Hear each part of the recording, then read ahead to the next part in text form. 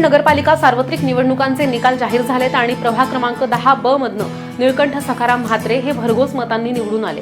त्यांना 1191 मतदान झाले आणि 401 मताधिक्याने ते निवडून येऊन त्यांना विजय मिळालाय। तर 10 अ मधनं सुनीता जोशी ह्या विजयी झालेल्या आहेत, ज्यांना जनआत्या असं सुद्धा म्हणतात। प्रथम तुमचे सगळ्या मतदारांचे खूप खूप आभारी आहे।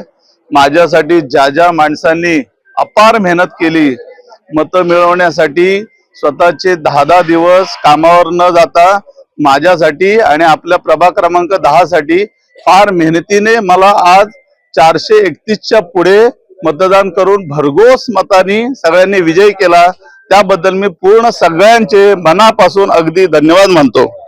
आता आपण जो विजन मी सुरुवातीलाच मांडलेला आहे, त्यामध्ये तुम्ही आम्ही मंडळींचा साथ घेऊन प्रॉपर आर्किटेक्ट आणि इंजिनियर्सला सोबत घेऊन रामवाडीचा थोडा कायापालट कसा होईल याबद्दल आम्ही सगळेजण मिळून चर्चा करून हा विषय आम्ही सोडवण्याचा प्रयत्न करू।